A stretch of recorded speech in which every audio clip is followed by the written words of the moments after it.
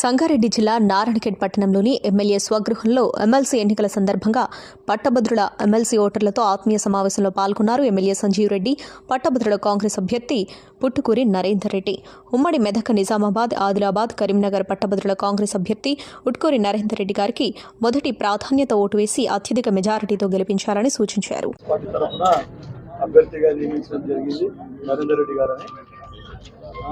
Almost Narender Reddy అంటే అందరికి బాగా చిరపరిచితుడు. ఆయన 54 ఇన్స్టిట్యూషన్స్ రన్ చేస్తూ ఉన్నారు. విద్యలో చాలా మందికి ఎంప్లాయ్మెంట్ కూడా ఇవ్వడం జరిగింది. ఒకటే కాకుండా ఒక రైతు కుటుంబం నుండి వచ్చి ఒక మ్యాథ్స్ టీచర్గా సైకిల్ మీద పోయి ట్యూషన్లు చెప్పిన, అంటే స్కూల్ లెవెల్ నుండి పీజీ వరకు కూడా ట్యూషన్ చెప్తా ఉన్నారు సార్. కొంత వారి కుటుంబంలో కూడా చాలా మంది టీచర్స్ ఉన్నారు. వాళ్ళ ఫాదర్ కూడా ఒక రిటైర్డ్ టీచరు. ఎలాంటి రాజకీయ అనుభవం లేదు, తర్వాత రాజకీయంగా ఎలాంటి కూడా సంబంధాలు లేనటువంటి కొత్తగా రాజకీయాల్లోకి అడుగు పెడతా ఉన్నారు. అట్లాంటి క్యాండిడేట్ను మనం ఈరోజు తీసుకురావడం జరిగింది. ఇక గతంలో కూడా చూసినట్టు జీవన్ రెడ్డి గారు మీరందరూ అనుకొని చాలామంది పార్టీ రైతంగా ఆయనకు మద్దతు చేసి ఆయనను గెలిపేయడం జరిగింది. ఆయన కూడా అదేవిధంగా 5 సంవత్సరాలు మనకు 6 సంవత్సరాలు మనకు మొత్తం సేవలు అందించింది. సీఎం రిలీఫ్ ఫండ్ దగ్గర నుండి బట్టి ఆయన ఈవెందో ఆయన జగిత్యాల నియోజకవర్గం అక్కడ చెందినప్పటికీ కూడా మన నారాయణఖేడ్ మున్సిపాలిటీలో ఆయన ఓటు నమోదు చేసుకున్నంటే ఆయన మనకు, ఎందుకంటే కొంతమంది లోకల్ నాన్ లోకల్ అనే ఫీలింగ్ చెప్తా ఉన్నారు, కానీ ఆయన చాలా మనకు సర్వీస్ చేయడం జరిగింది. కాబట్టి అది ఏముండదు.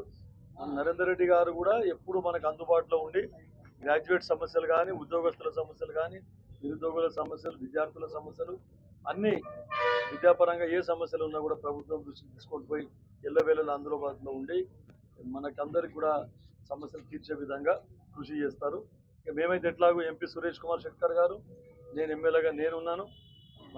సురేష్ కుమార్ శెట్కర్ కూడా హెయిల్స్ ఫ్రమ్ నారాయణఖేడ్, కాకపోతే జైరాబాద్ పార్లమెంట్ మొత్తం అయితే అందరం కూడా మేమందరం కలిసి ఇప్పుడు డెవలప్ చేస్తాము. వారు కూడా మాకు తోడైతే ఇంకా కూడా ఎక్కువ అభివృద్ధి చేసే అవకాశం ఉంటుంది. కాబట్టి ఆయనకు మీ అమూల్యమైన ఓటేసి గెలిపించాలని చెప్పి చెప్తాను. రోమన్ లెటర్స్ లో ఆన్లైన్ ఏం రాయకండి. ముఖ్యంగా మీకు మొదటి ప్రాధాన్యత ఓటేయండి, రెండో ప్రాధాన్యత ఏకున్నా కూడా ఏం పర్వాలేదు. తర్వాత మీకు ఇంకో విషయం ఏం చెప్తున్నాం అంటే, మీడియా సోదరులు మీ అందరి కోఆపరేషన్ మాకు చాలా అవసరం. ఎందుకంటే ఈ వేరే ఇతర ప్రతిపక్షాలు ఏమైతే ఉన్నాయో వాళ్ళందరూ సోషల్ మీడియాలో నెగటివ్గా ప్రచారం చేస్తూ ఉన్నారు. పట్టభద్రులు కానీ, నిరుద్యోగులు కానీ గవర్నమెంట్ మీద చాలా వ్యతిరేకత ఉన్నారని. ఎవరు లేరు, వాళ్ళే చెప్పుకుంటున్నారు. అందరూ కూడా సాటిస్ఫై ఉన్నారు రేవంత్ రెడ్డి గారి కాంగ్రెస్ ప్రభుత్వం మీద. ఇంకా ముందు ఇంకా చాలా బెనిఫిట్ చేసేవి ఉన్నాయి. కాబట్టి మీ అందరి కోఆపరేషన్ కూడా ఆ సోషల్ మీడియాలో వచ్చే తప్పుడు వార్తలను తిప్పి కొట్టాలని చెప్పేసి మీకు చెప్తా ఉన్నాము. ఇంకొకటి మీకు అందరికీ తెలుసు, ఈరోజు గతంలో మొన్న పార్లమెంట్కి జరిగిన ఎన్నికల్లో ఈ బీఆర్ఎస్ పార్టీ నాయకులందరూ లాస్ట్లో 2 రోజులు ఉందనగా, తర్వాత కొన్ని చోట్ల అయితే పోలింగ్ రోజు ప్లేటు ఫిరాయించి బీజేపీ అభ్యర్థులకు మద్దతు చేయడం జరిగింది. కానీ ఇప్పుడు మేము అడుగుతా ఉన్నాం, ఎక్కడ మీ పయనం, ఎక్కడ మీ బీఆర్ఎస్ నాయకుల పయనం ఎక్కడ? మీరు ఎవరికి సపోర్ట్ చేయదలుచుకున్నారు? ఇది లౌకికవాదానికి సపోర్ట్ చేస్తున్నారా, లేక మత ఛాందస్సులకు సపోర్ట్ చేస్తూ ఉన్నారా? మీ స్టాండ్ ఎక్కడ అని చెప్పేసి మేము డిమాండ్ చేస్తూ ఉన్నాం. ప్రముఖులు, పాత్రికేయుల మిత్రులందరికీ కూడా నమస్సులు తెలియజేస్తున్నాను. నేను నరేందర్ రెడ్డి, ఆల్ఫోర్స్ విద్యా సంస్థల చైర్మన్. ప్రస్తుతం కాంగ్రెస్ పార్టీ అభ్యర్థిగా మరి పట్టభద్రుల ఎమ్మెల్సీ ఎన్నికల్లో నేను పోటీ చేస్తున్నాను. మరి ఈరోజు ఇక్కడ ఖచ్చితంగా మీ అందరినీ కలవాలనే ఒక ఉద్దేశంతో రావడం జరిగింది.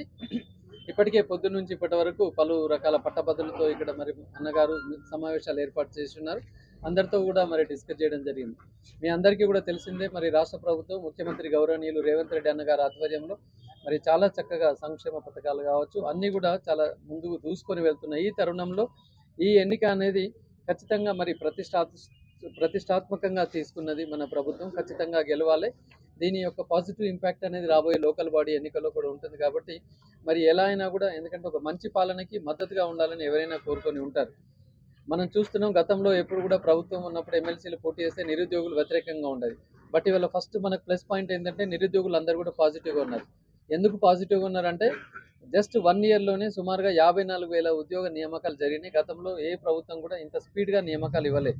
ఇవాళ ఈ రకంగా మాట్లాడుతున్న సెంట్రల్లో ఉన్న బీజేపీ ప్రభుత్వం కావచ్చు, గతంలో ఉన్న బీఆర్ఎస్ ప్రభుత్వం 2 దఫాల్లో ఇచ్చిన మొత్తం ఉద్యోగాలను లెక్క పెట్టుకున్నా కూడా మరి మనం చాలా అడ్వాన్స్గా మన ముఖ్యమంత్రి గారు మరి ఈ నియామకాలు ఇవ్వడం జరిగింది. కాబట్టి ఇవాళ నిరుద్యోగులందరూ ఇంకా ఏజ్ బార్ దగ్గరలో ఉన్న వాళ్ళు కూడా మళ్ళీ ఒకసారి పుస్తకాలు తీసి మరి ఒక నూతన ఉత్సాహంతో కాంపిటేటివ్ ఎగ్జామ్స్ ప్రిపేర్ అయ్యే వాతావరణం కనబడుతున్నది. కాబట్టి నిరుద్యోగులందరూ కూడా వారు ముక్త కంఠంగా చెప్తున్నారు, మేము కాంగ్రెస్ పార్టీ అభ్యర్థికి ఎవరైనా పర్లేదు, కాంగ్రెస్ పార్టీ అభ్యర్థికి మేము మద్దతు ఇస్తామని చెప్పేసి. నేను కూడా ఎలా ఉన్నానంటే రాబోయే ఈ 2 సంవత్సరాలు ముఖ్యమైనవి పట్టభద్రులకు కాబట్టి మన లైబ్రరీలో ఖచ్చితంగా ఒక డిజిటల్ లైబ్రరీ వింగ్ని ఏర్పాటు చేయాలని చెప్పేసి గెలిచిన వెంటనే ముఖ్యమంత్రి గారితో అర్జెంటుగా అది మాట్లాడిపించేసి ఒక డిజిటల్ లైబ్రరీని ఏర్పాటు చేయడం, అట్లాగే మధ్యాహ్న భోజన పథకం లైబ్రరీలు కూడా చేయాలి. ఎందుకంటే పాపం మారుమూల గ్రామాల నుంచి ఇలా మండల్ హెడ్ క్వార్టర్స్కి టౌన్కి చదువుకోవడానికి వస్తున్న వారికి ఆర్థికంగా స్తోమత లేని వాళ్ళు ఎంతో ఇబ్బంది పడుతున్నారు. కాబట్టి అన్ని లైబ్రరీస్లో మరి మధ్యాహ్న భోజన పథకం ఏర్పాటు చేయించడానికి కూడా నేను కృషి చేస్తానని చెప్పేసి కోరుతున్నాను. ఇవాళ నిరుద్యోగులకు ఇంకొక భరోసా మన ముఖ్యమంత్రి గారు మరి దేశంలో ఎవరు కూడా చేయలేనిది మరి జాబ్ క్యాలెండర్. అది సాహసోపేత నిర్ణయం. ఎందుకంటే సెంట్రల్లో యూపీఎస్సీ నడుస్తున్న రాష్ట్రంలో జనరల్లీ ఎన్నో హర్డిల్స్ ఉంటాయి నియామకాలు ఇవ్వడానికి, రకరకాల హర్డిల్స్. కానీ మన ముఖ్యమంత్రి గారు మరి అది ఇచ్చున్నారు. ఖచ్చితంగా నా బాధ్యత ముఖ్యమంత్రి గారితో కలిసి ఆ జాబ్ క్యాలెండర్ ఇంప్లిమెంట్ అయ్యేలాగా నేను చేస్తానని చెప్పేసి పట్టభద్రులందరికీ కూడా హామీ ఇస్తున్నాను. ఇవాళ ప్రైవేట్ ఉద్యోగుల విషయంలో చూసుకున్నట్లయితే యాజమాన్యాలు మా సోదరులకి 4 సంవత్సరాల నుంచి స్కాలర్షిప్ రాకుండా చాలా ఇబ్బంది పడుతున్నారు. ఇప్పుడు ఎన్నికల్లో కూడా వాళ్ళు నిజానికి నాకు, ఎందుకంటే మా సోదరుడు నాకు మద్దతు ఇస్తున్నా చాలా ఇబ్బందిలో ఉన్నారు.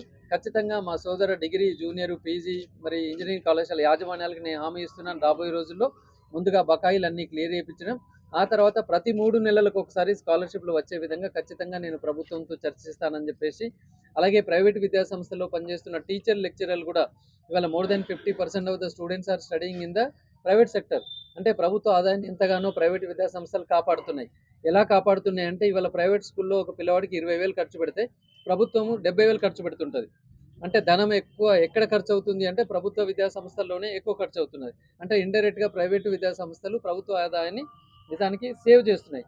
మరి అంత సేవ్ చేస్తున్న ప్రైవేట్ విద్యా సంస్థల్లో పనిచేస్తున్న టీచర్లకు ఏదో ఒకటి చేయాలన్న ఉద్దేశంగా వారికి హెల్త్ కార్డ్స్ తప్పకుండా ఇప్పిస్తానని చెప్పేసి కోరుతున్నాను. అంతేకాకుండా నా సొంత నిధులతోటి విఎన్ఆర్ ఫౌండేషన్ సొంత నిధులతోటి ప్రైవేట్ విద్యా సంస్థల్లో పనిచేస్తున్న వారందరికీ 3 లక్షల వరకు ఉచిత బీమా నేను నా సొంత ఖర్చులతో అందజేస్తానని కోరుతున్నాను. సో ఎందుకు అంటే నేను ఈ రకంగా ఒక మామూలు కుటుంబంలో పుట్టి అతి పేద నుంచి ఒక చిన్న మ్యాట్లో కూర్చోబెట్టి ఒక బోర్డు వేసి చదువు చెప్పిన నేను ఇవాళ ఈ స్థాయికి వచ్చి ఆంధ్ర కార్పొరేట్లను ఖచ్చితంగా వాళ్ళకంటే క్వాలిటీ ఎడ్యుకేషన్ ఎదిగిన నేను మరి నా రంగంలో డిపెండ్ అయిన వారికి ఏదో ఒకటి చేయాలన్న ఉద్దేశంగా మా ప్రైవేట్ విద్యా సంస్థలు పనిచేస్తున్న వాళ్ళందరికీ కూడా ఏదో ఒకటి చేయాలని చేశాను. అలాగే ప్రైవేట్ విద్యా సంస్థల్లో పనిచేస్తున్న ముఖ్యంగా స్కూల్ ప్రైవేట్ టీచర్లందరికీ కూడా ఒక మినిమం బేసిక్ శాలరీ ఫిక్స్ చేద్దాం అనేది ఒక ఆలోచన ఉంది. అంటే ఇప్పటికీ కూడా కొన్ని ప్రైవేట్ స్కూళ్ళలో 7,000, 8,000, 9,000 కూడా ఇస్తున్నారు, పాపం పనిచేస్తున్నారు. ఇప్పుడున్న పరిస్థితిలో అలా ఉండడానికి వీలు లేదు. కాబట్టి అంటే ఇది యాజమాన్య. సో నేను చెప్తున్నాను, ఖచ్చితంగా ఫైర్ డిపార్ట్మెంట్ చొరవ తీసుకోవాలి.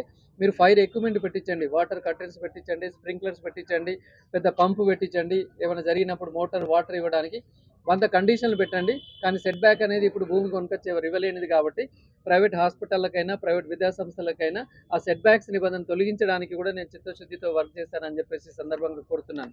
ఇవాళ ఇలా చెప్పుకుంటూ వెళ్తే ఒక 4 గంటలు చెప్పేంత నాలెడ్జ్తో నేనున్నాను. పట్టభద్రుడు సమయం అమూల్యమైనది కాబట్టి మీకు కొన్ని మాత్రమే మర్చిపోక చెప్తున్నాను. ఏదో ఎమ్మెల్సీ ట్యాగ్ లైన్ వేసుకొని ఏదో జీవితం చేయాలనే ఆలోచన రావట్లేదు. ఖచ్చితంగా పట్టభద్రులకు ఒక డెడికేటెడ్గా గతంలో ఏ గ్రాడ్యుయేట్ ఎమ్మెల్సీ చేయనంతగా వీరి గురించే మనం అంకితం చేస్తున్నాం అన్న విధంగా నేను చేస్తానని చెప్పేసి హామీ ఇస్తున్నాను. మరి ముఖ్యంగా నారాయణఖేడ్లో ఇక్కడ ప్రభుత్వ విద్యా సంస్థలను బలోపేతం చేయడం కావచ్చు, నిరుద్యోగులకు మన లైబ్రరీలను ఎక్స్టెండ్ చేయడం కావచ్చు, లేదా ఇక్కడ ఒక స్కిల్ బేస్డ్ మన ఎడ్యుకేషన్ తయారు చేయడం కావచ్చు, లేదా ఒక ఐటీ సెక్టర్ని ఇంప్రూవ్ చేయడం కావచ్చు. ఇక్కడ పరిస్థితులు నేను క్షుణ్ణంగా మరి అన్నగారితో డిస్కస్ చేసి మన ఎంపీ గారితో కూడా డిస్కస్ చేసి వీరిద్దరితో కలిసి